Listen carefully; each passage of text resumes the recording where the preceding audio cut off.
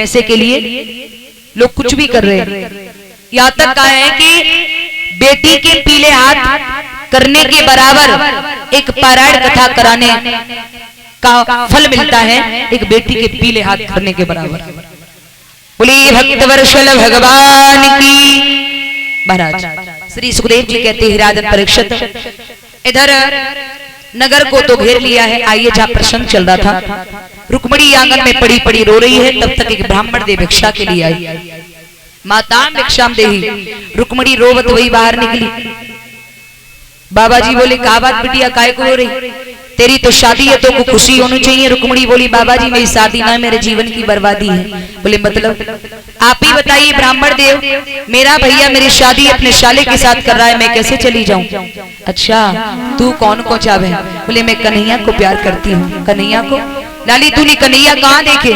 रुक्मिणी बोली, ब्राह्मण देव मैंने कन्हैया सपने में देखे हैं। सपने में? सपने में? बोले हाँ। अरे बाबरी, सपने कबू अपने नहीं हो।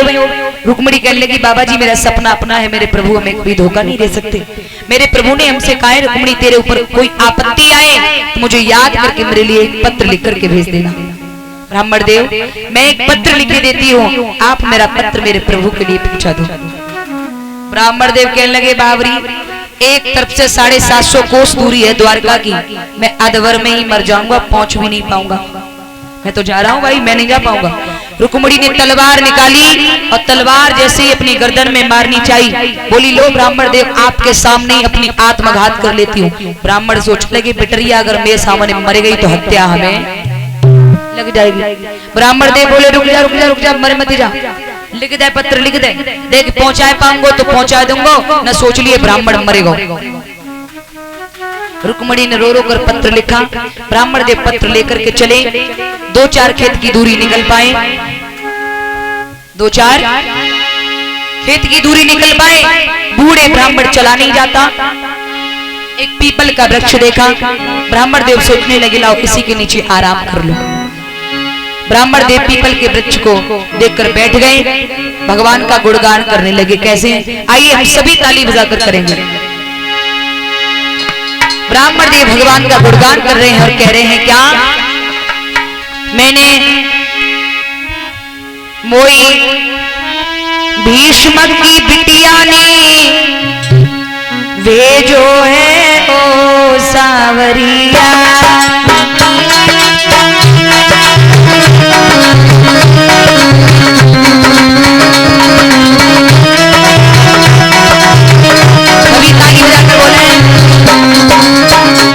मोई भीष्म की लाड़ों में वे जो है ओ सावरिया,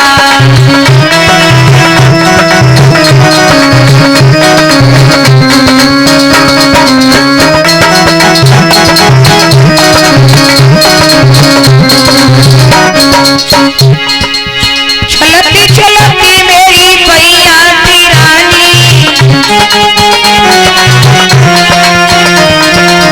आएगा बुढ़ापो मेरी ढल गई जवानी,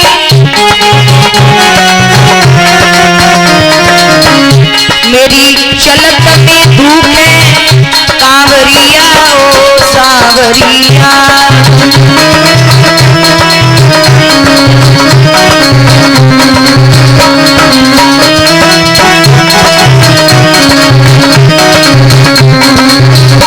मोई भीष्म की लाड़ों में वे जो है ओ सावरिया,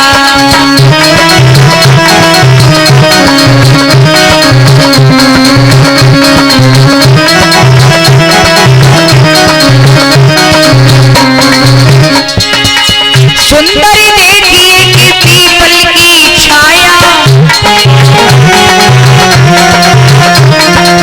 विप्र ने आसन वहीं पर लगाया,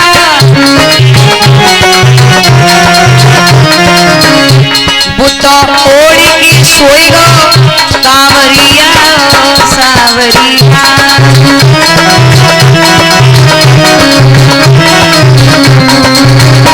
कोई भीष्म की लाड़ों ने वे जो है ओ सावरिया,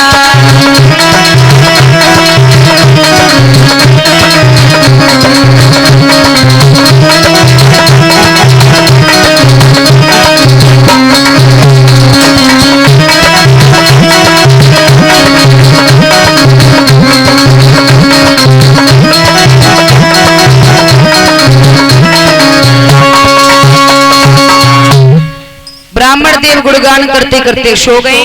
भगवान ने देखा मेरी रुक्मिणी का भेजा हुआ ब्राह्मण रास्ते में ही सो गया। भगवान ने योग माया को आदेश देकर ब्राह्मण को उठवा लिया, द्वारका के बाहर लिटा लिया। ब्राह्मण देव की आंख खुली, पूछते हुए आगे को बढ़े, भैया जो कौन सो नगर? बोले द्वारका। भैया कन्हैया को महल के तय को? बोले सीधे जाओ, गेट पर द्वारपाल खड़े होंगे, इजाजत देना, अंदर लेना, अंदर जाना। बड़े आगे मेन गेट पर द्वारपाल है, परिचय दिया, अंदर गए। जब अंदर गए क्या देखा है ब्राह्मण देव ने कि कन्हैया ऊंचे से सिंहासन पर बैठे। ब्राह्मण देव कन्हैया को देख के कहने लगे, वाजी वाह, मैंने तुमने सोची पता नहीं कन्हैया कितनो सुंदर होएगो, हैं? देखने में ऐसा लग रहे हो मन डावर को कालो ड्राम रखो हैं? सकल को न सूरत को छोरी कहा देख के आशिक हैगी जो छोरा पे, फिर दिमाग में ये छोड़ा मुझको कहा करना है। ब्राह्मण देव को भगवान ने देखा, बिठाया, जलपान कराया, राम जोहार किया। उसके बाद पूछा बताइए कैसे आना हुआ। ब्राह्मण देव ने पत्र निकाल कर दे दिया। भगवान ने पत्र पढ़ा। भगवान बोले भ्रामण देव ये रुक्मिणी नाम की कौन लड़की है? मैं इसे नहीं जानता हूं। ब्राह्मण देव डरने लगे, हो सकता है कहीं गलत तो ना आएगा। भगवान कहने लगे डरो मत, आप सही आए हो, आप सही आए हो, बिल्कुल सही आए हो। आभार महाराज। भगवान कहने लगे घबराओ ना, मैं ही कृष्ण हूं, लेकिन बात यह है संकोच इसलिए कर रहा हूं, मेरे बड़े भैया मुझे कहीं जाने नहीं देते हैं, मैं कैसे जाऊंगा उसे लेने के लिए? ब्राह्मण देव अगर आप मेरा साथ दे दो तो मैं चला जाऊंगा। बोले क्या? देखो जैसे ही मेरे बड़े भैया आएंगे हम इशारा करेंगे तैसे ही तुम खांसना शुरू हो जाना, और इतनो खांसियो इतनो खांसियो, खांसत खांसत जमीन पर लोट दियो, और ऐसे लोटियो लोटत लोटत अपनी श्वास थोड़ी देर के रोक लियो। भैया कहेंगे ब्राह्मण बूढ़ो है छोड़े आओ, हम तुम्हें छोड़न चलेंगे तो से उन्हें ले आएंगे। बोले ये ठीक है। ब्राह्मण देव बोले ठीक है प्रभु। सामने से कुछ देर में बलराम आते दिखाई दिए। कन्हैया ने इशारा दिया, ब्राह्मण देव जल्दी करो, भैया आ गए, भैया आ गए। ब्राह्मण देव खांसना शुरू है गए, इतने खांसे खांसत खांसत जमीन पे लौट गए। लोटत लोटत श्वास रोक ली। बलराम बोले कन्हैया ये ब्राह्मण कहां से आए हैं? भैया ये शायद कुंदनपुर की तरफ से आए हैं। तुम्हें ये मालूम होना चाहिए हमारे यहाँ मर गए, हत्या हमें लग जाएगी, छोड़े आओ इन्हें। कन्हैया कहने लगे भैया मैं यही तो सोच रहा था, बड़े भैया की आज्ञा मिल जाती तो मैं ब्राह्मण को छोड़ आता। हाँ ठीक है जल्दी छोड़ के आओ। भगवान ने रथ तैयार किया और रथ तैयार करके चल रहे। ब्राह्मण देव को उठाए के रथ में बिठाओ। जब तक बड़े भैया दिखाई देते रहे तब तक भगवान रथ जमीन ले गए, और जैसे ही बड़े भैया दिखाई देनो बंद है गए सोई भगवान हंस के बोले ब्राह्मण देव। बोले हाँ प्रभु ठीक हो? ब्राह्मण बोले बीमार कब है? वो तो मेहरबानी आपकी है, आपकी कृपा है। भगवान बोले सिनेमा देखोगे? ब्राह्मण देव के लगे तो बुड्ढो है गया, अब तक तो सिनेमा नहीं देख पायो, जब बुढ़ापे में दिखाई दे तो मेहरबानी तुम्हारी। भगवान बोले आंखें बंद करो। जो कैसो सिनेमा है प्रभु, जब आंखें बंद करनी है तो देखेंगे कैसे? भगवान कहने लगे मेरे सिनेमा ऐसो है अपने अंदर ही अंदर महसूस होगा, और जब तक हम न कहें तब तक आंखें मत खोलना। बोले ठीक है। और जैसे ही आंखें बंद करी, आओ बस हो गया। अरे है गो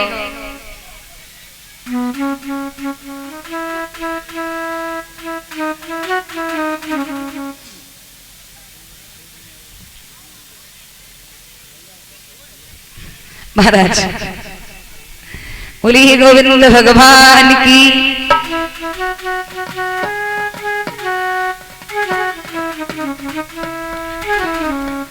महाराज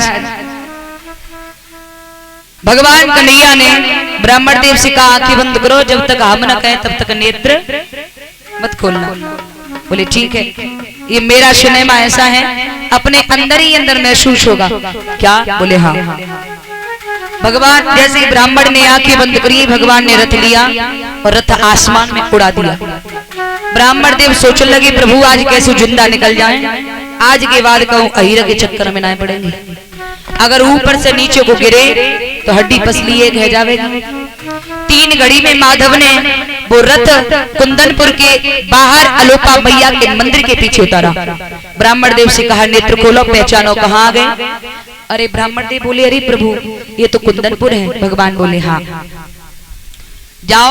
भगवान बोले जाओ पूजा के बहाने उससे कह देना आ जाए तो ठीक है वरना नहीं मैं चला जाऊंगा। ब्राह्मण देव कहने लगे प्रभु आप जाना नहीं वो जरूर आएगी। ब्राह्मण देव दौड़ते हुए गए। रुक्मिणी ने ब्राह्मण को देखा। रुक्मिणी दौड़ कर गई ब्राह्मण देव मेरे कन्हैया नहीं आए। ब्राह्मण देव कहने लगे बावरी काहे को मरी जा रही है। कहा दे कि आज से कहेगी वो छोरा पे। अरे लाली तू तो बिल्कुल ठग गई। बोले मतलब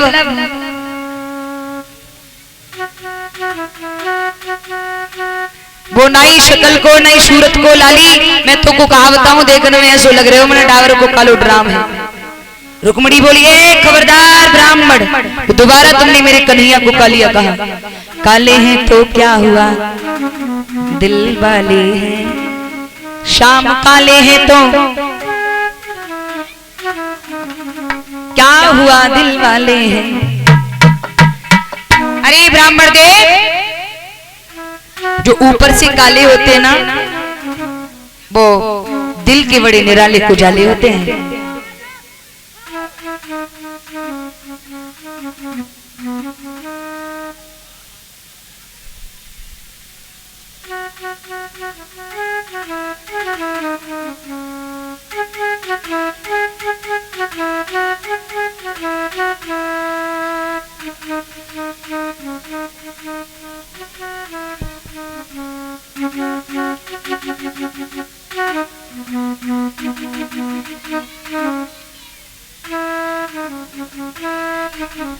बोलिए गोविंद भगवान की।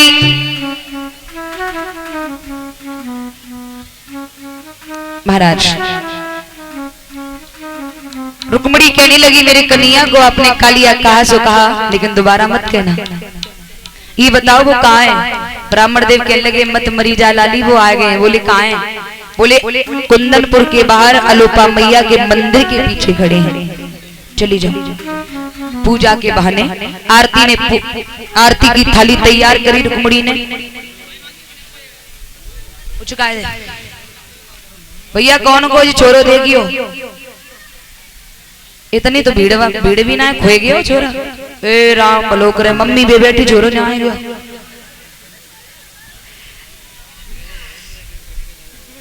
बोली गोविंद भगवान की। रुक्मिणी कृष्ण भगवान की। महाराज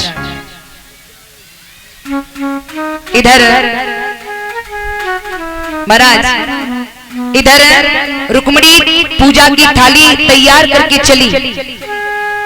चलते समय रुक्मिणी मैया के गले में गलबैया डाल के रोई और बोली मैया मैं जाती हूँ। सुधमती कहने लगी बावरी हैगी लाली का आज से रोवेगी तेरी आंखें सूज जाएंगी तू बीमार पड़ जाएगी। अब रुक्मिणी कहा बोली मैया तू जो समझ ले तेरी लाली आज हुई जा रही है। लली ने पूरी बात कह दी लेकिन मैया ना समझ पाई लाली का कह रही है। और जैसे ही चली तब तक रुकुम आ गया। ए लड़की आ जा रही है भैया पूजा करने। बिल्कुल कहीं नहीं जाएगी 3 दिन बाद तेरी विदाई हो जाएगी। आज बिल्कुल कहीं नहीं जाएगी। रुक्मिणी बोली भैया मंदिर में पूजा करने तो भी बचपन से जाती हो ना मैं नहीं मानूंगी। नहीं मानेगी नहीं मानूंगी।